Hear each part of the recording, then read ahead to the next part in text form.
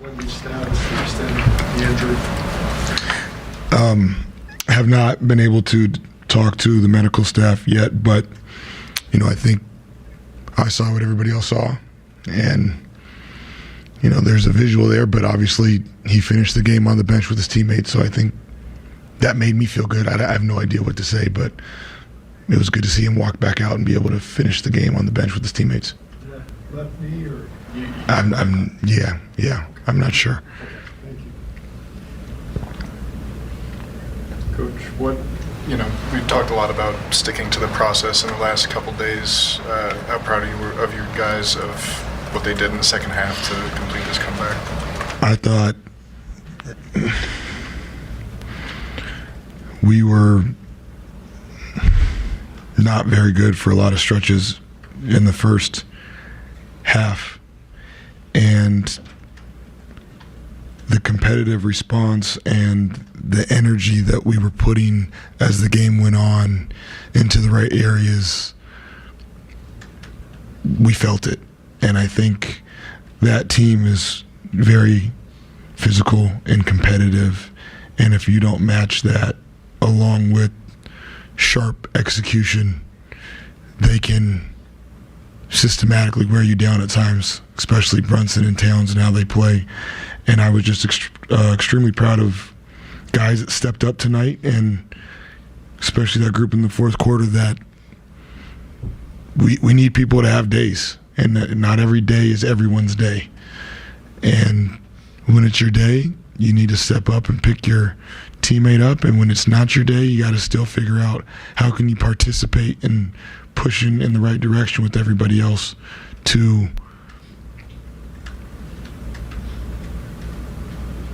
participate in the group goal and execute what we're trying to get done. Julian obviously had a day. Coming in, he hadn't been shooting it great for the last stretch of games. What's that kind of say about him, that he's able to sort of have that short memory that you guys always ask him to do?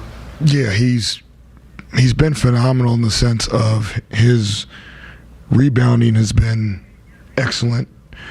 His team defense has been mostly very good, and he's, I think, landed in a place of very comfortable and content in terms of where his shots can come from and how to play. And I think he's one of those guys that when we play the right way, it typically produces pretty good opportunities for him, and he took advantage of that. And sometimes when we don't play the right way, he can be unfortunately a victim of losing some of those opportunities, and it's just good to see him. I thought Keldon was great, Luke, and I think De'Aaron Fox was phenomenal. I can't say more about his consistency on defense and the balancing act of being in attack mode and including his teammates, and then also being a pace setter for us and a finisher when we need big baskets. I think we had a similar conversation last season when Sandro did what he did.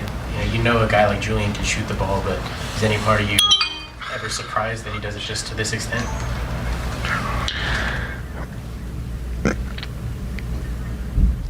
I mean, 11 for 17's a big number. Obviously, I do think, again, Julian is in a place right now where if we play clean offensive basketball as a team, he's going to get really good looks. Not saying he's going to make them all or he's going to have nights like tonight, but I think he is in a place to take advantage of those opportunities, and it's on us as a staff and his teammates to make sure that we do not take advantage of those opportunities. Coach, there were a few moments late in the game where the whistle could have swung the momentum. In particular, that stretch where there was a fall on Harrison Barnes and it looked like McBride initiated the contact. How do you feel the team composed and executed in those particular moments, especially when the margin of error is so thin? Yeah, we've had some conversations in regards to not reacting to whistles or when things don't go our way. And it's a fine line because then sometimes I lose my mind, but I'm also trying to fight for them. So I think I need to be better, but it is a inner battle I have because I want them to just play and allow me to take on that fight for them. New Year's Eve, I don't got all night. I guess first of all, how you feeling? I'm feeling good, feeling great about the win. Obviously, I know your questions about my body. Feeling good, just sore, very confident. Did they done any testing on it back there? Does that Already as much as we have here, yeah. But I'm makes you confident, optimistic. yeah, I was confident. I mean, I was this close to coming back in the game, but they had to hold me back. On that play, when did you know that it was felt a little bit weird? I know when it hurt, but it was the good thing. It was just a hyperextension, so it should be minimal, whatever the thing is. But yeah, we're gonna do everything tomorrow still to check that everything's okay. What did you see from the bench as the way you guys closed that out? From the locker room at first, I saw these guys. I mean, being very strong mentally. It wasn't a game that was given to us. Like they had to go get it. Julian obviously was amazing. It just, yeah, it was really cool. And to see the energy of Keldon at the end and the fans being behind us, it was really cool. Did you teach Julian how to win that jump ball at the end? Did you learn that from you? I'm not sure he did because I actually lost my last one today, so he did the opposite of what I did. Because you were kind of hobbling to the locker room, it looked like you said something to reassure the fans. I'm sure you can hear their reaction when they see you limping. Of course. What did you say in that moment? I just told them I'll be alright. You've spent, I guess, kind of unfortunately, a lot of time this season watching from the bench with the injuries that you've had. What have you noticed about this group that's made them so resilient where there's a game like this where the energy is down and all of a sudden they're able to find that spark and come back? Just shows how resourceful these guys are, you know, how deep the team is as well, because it's never like the same guys, you know, it's never the same guy from night to night. And whenever, you know, one of us is, has to leave the game or one of us not making shots that day, somebody's gonna take their place, you know, and hold everybody also to the standard. So it's really something that like the 5 guys on the court can do, but also the however many guys on the bench can do. It's an energy thing. I'm just curious, watching your free throw routine, it seems you take a second to kind of hold the ball and look down. As you're starting to hear the MVP chants, you know, is that something that you kind of think of as a kid, like stuff in dreams almost? Yeah, for sure. I like it. It's great support. Actually, the Jackals have asked me if like it was bothering us when they chant during the free throws, and I said no. I personally like it. Just to clarify, hyperextended left knee, you don't expect to be out long. No, I mean, I expect to be back next game. I don't know what they expect, but yeah. Thank you. En parlant de ça, justement, je sais que c'est les trophées et tout, c'est pour la fin de saison, mais quand même, il y a cette fameuse règle de 65 matchs, tu sais, pour être éligible au trophée individuel. Est-ce que cette règle, tu y penses forcément dans la coin de ta tête? Est-ce que tu espères. Bien sûr. Tu auras beaucoup de matchs pour pouvoir. Qu'est-ce que tu penses globalement de cette règle alors qu'il y a plein de joueurs blessés? Je trouve que elle me déplaît pas cette règle et par rapport oui effectivement j'y pense, bien sûr c'est pas la première chose à laquelle je pense quand je sors du terrain, mais bien sûr j'y ai pensé, mais je sais aussi que voilà le staff fera son travail indépendamment de tout ça en fait. Le staff médical c'est ce qu'on leur demande et ils sont très forts pour ça ici, donc ils seront très objectifs par rapport à ça. Pour préserver ta santé aussi, on sait à quel point tu es à 150% encore ce soir. Est-ce que tu penses aussi à ça, mine de rien? J'ai posé la question à Mitch, je crois qu'il disait faut qu'on y réfléchisse. Est-ce qu'il faudrait lever le pied ou est-ce qu'il faudrait faire attention? En termes de minutes? Comment? En termes de minutes? Non, en termes non seulement de minutes, mais aussi d'efforts que tu donnes, j'ai envie de dire. Oui et non. C'est une limite difficile à naviguer. Mais effectivement, quand je repense à l'action sur laquelle je me fais cette hyperextension, effectivement, je pourrais être plus prudent sur ce genre d'action. Mais bon, d'un côté, on a cette responsabilité aussi de tout donner pour l'équipe parce que voilà, on a besoin aussi de cette énergie, de ce surplus d'énergie parfois. Donc c'est assez difficile à naviguer. Thanks, Vic. Merci. Thank you. Julian, compare with anything you've seen, guy getting that hot. Probably just Keegan. He had a game, I think he made 12 or 13, something like that. But, I mean, you don't see those type of nights too often, hitting double-digit threes. So when he has it going, we just try to continue to find him. What was the what was it like trying to close that without the big fella? Yeah, I mean, obviously, you don't want to see anybody go down, and I'm not sure what the significance of it is. But, I mean, when one of your best players goes down, you try to find ways to obviously not dwell in it. You don't know how serious it is, but he got up and he walked. He wanted to walk on his own power. So, but for us, I mean, just try to finish the game out. We got momentum and just try to ride that momentum as much as possible. We started to get stops a little bit and just try to ride that out. I mean, obviously going into the fourth, I think we're down 9 and then, having double-digit deficits in the fourth. But I think whenever we were able to get stops, I think that's when our offense was better. You had 11 of your points after Vic exited the game. Like, is it too simple to say like you look at that as I got to go get some buckets now because Vic's not here? Honestly, I think a lot of it was Julian, just using his gravity, them not wanting to help off him. And then, we're playing pick and roll. Now his guy's tagging a little less. And just naturally as a big, your tag isn't there. You don't want your guy to score. So I think that's what really opened it up for me. What does a win like this do for the team's belief moving forward, knowing that you can win even though you have to come back from those type of deficits? I mean, I think it's big just in this part of the season when you start seeing teams separate themselves. So we could have easily came in here and lost a third straight game in a row at home. And, that's what bad teams do, especially now during the season. Beginning of the season, guys are excited to play. Everybody's playing. Everybody's kind of making shots.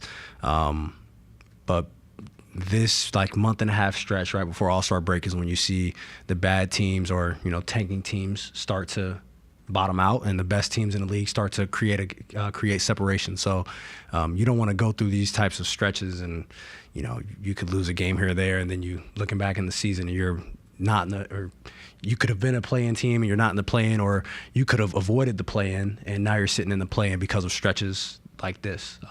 So I think that's what this was more important for, was winning this game and not losing 3 in a row at home. And obviously this is an extremely good team. We played a good Cavs team that won 60 games last year, but you don't want to drop these games in the middle of the season like this. Going off that, you had mentioned earlier this season that it's a good pattern when a team can win several games, lose, and then come back and win. What is the current pattern showing you in regard to the Spurs at the moment? I mean, I think we don't want to, obviously our main goal is to not lose 2 in a row. When that happens, then it's like, you have to look yourself in the mirror, because you can lose 3 in a row, then 3 in a row can turn into 5 or 6 quickly. So I think it was a great response, especially the way that we lost these last 2 games. So I think that was big for us, being able to respond in this way. You mentioned, obviously, you guys don't know what's going to go on with Vic in the short term. You did play 12 games without him already. Does that give you guys some confidence that no matter how long he's out, you guys can find a way to get things done? Yeah, I mean, I think that's just a testament to our team. Knowing that if any guy, obviously we don't want multiple guys going out. We don't want anybody going out at all. But knowing that when we're a man down, that we have the talent in the locker room to still be able to get the job done. So yeah, I mean, obviously we have a small sample size that we don't want to grow, but a small sample size is a sample size. Did you get a chance to reminisce with Mike Brown at all? Oh yeah, just talked to him a little bit. I mean, he talked to my wife. Yeah, we got to. I mean, we still talk to each other. So, but just being able to see him and see the success that they're having, it's a blessing on both ends. It's obviously impressive on its own just for what Julian was able to do tonight. But when you look at it from a shooter's perspective, and he kind of been going through a little bit of a slump, how rewarding is that for him or as a teammate to watch him get the validation like something tonight? I mean, I think that's being a professional. You know, you have to stay with it. You go through slumps. I mean, it's 82 games. And last year, Julian played all 82 games, and obviously, knock on wood, but he hasn't missed a game yet this year. So you aren't going to play well every game. You know, even in a week, you're probably going to play bad once a week. So when you go through those slumps, you have to be professional. You still show up, you still work on your craft, and when your number's called, you still have to, you know, try to produce. And that's what he's doing. He hasn't faltered. He hasn't, you know, tried not to shoot the ball when he's open. He continues to do what we want him to do and what we need him to do. And tonight he made 11 threes. You know, just curious, in that fourth quarter of the defense, was there any type of adjustments or was it just greater effort? We still gave up 30 points. A couple late, you know, threes, but I mean, we tried to mix it up. You know, throw different looks at him. Obviously, try to get the ball out of JB's hands. You know, he's one of the best players in the league, and you can't give him the same look all night. And I think we did a good job at that in the fourth. We turned them over a little bit. We didn't turn the ball over, and I think that's what helped us generate offense. You know, whenever you get the ball out of your best player's hands, and it's not even necessarily, you know, him throwing it to someone and they shoot it. Now it's he throws it to someone and they have to make a play. And I think that's what we tried to do, and I think we did a good job at it. Thanks, Steve. Happy New Year, everyone. Yep, Happy New Year, guys. Don't touch that. Catch it on fire. This guy's crazy. Don't do that. Was there any moment tonight where you realized you're about to have a night like that? Nah, I just kept shooting basketball. Every time I pass, I shoot it. Is it, you know, obviously coming in, you weren't shooting it great. And then you come in and set a Spurs record for 3-point. Like, does it ever blow your mind how the game works that way?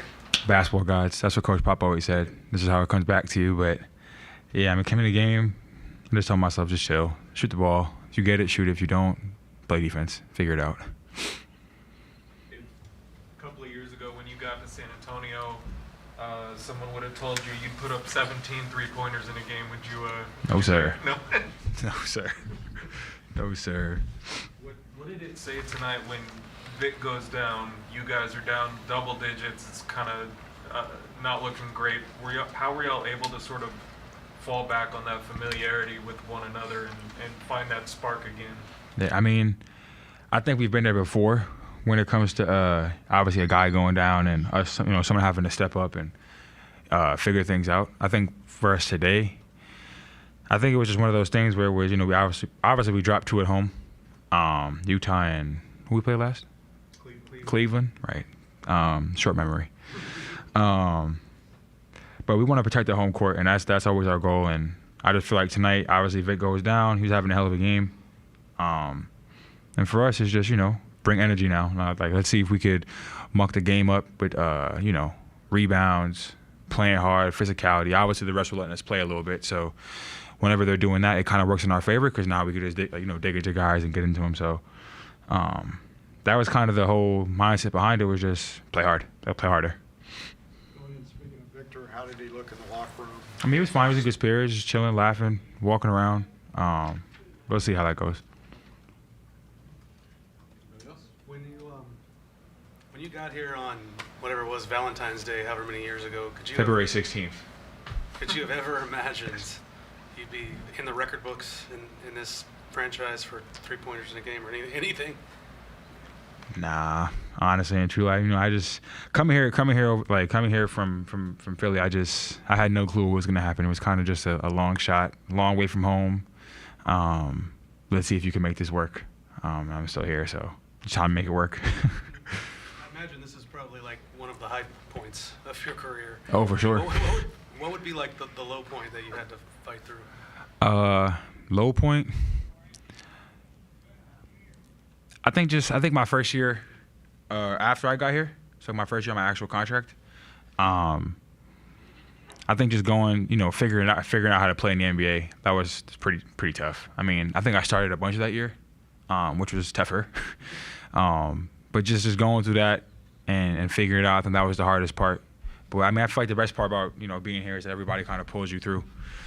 Good games, bad games, feeling good, feeling bad. They all do a really good job of keeping you right above water, never too high, never too low, keep you humble. So, yeah, It was rough. Going undrafted? Yeah, it was rough. I mean, Drafted or I did. I thought I was good in college. I thought I was pretty good. To be honest, but yeah, when I went undrafted, went to Philadelphia. It was tough. It was a hard night. Obviously, I cried a lot. I was pissed, but I think it's just fuel to the fire. I think anytime you kind of get a disappointment like that, you gotta put it. You gotta have the right perspective towards it. You can't look down on it. You can't be sad about it. You kind of gotta just turn around and say, all right, well, it's over. I'm going somewhere. Make it work. were you there at the draft that night, or were you? At Nah, home? I was at my where was I? Family crib with the family, backyard. Say again? In New York. Yeah, Long Island. Julian, you ever heard of the rifleman, Chuck Pearson? The what? The rifleman? Nah. Chuck Pearson? Never heard of Pearson, yeah. What's that? Oh, you broke his record. He broke his record tonight. One of the great early three-point shooters, the rifleman. I just looked. Appreciate you, Rifleman. I need born that. a year after his career ended. Oh, for real? Jeez. Well, tell him I said I appreciate him for having that record, but I need that. Ask Sean Elliott about it. He'll probably play with Will do. Julian, I was just curious, what was it like for you and the team out there after the game? You know, Victor comes back and he's banging the drum and just kind of that experience with all the fans. I mean, I was banging the drum. I don't want to do that ever again. I don't want to do that ever again. Vic could do that for the rest of his career. I don't want to do it ever again. But it was fun though. I mean, last game of the season, last game of the year, of this year, and we get to go out on a win, a good win at that. The fans were crazy. The crowd was great. So just being out there, being able to have that moment with my teammates, with the fans after 2 tough losses, it was something we needed. After 11 threes, you also had to win a pretty key jump ball. Say again? You had to win a pretty key jump ball there in the fourth quarter. Yeah, I mean, When's the last time you've done that? I don't know, college maybe. Jumped in college? Yeah. When Vic is out there, defensively, obviously, he's at his best close to the basket. What do you guys have to do on the perimeter when there's such a focus on making sure he can protect the rim? Scramble.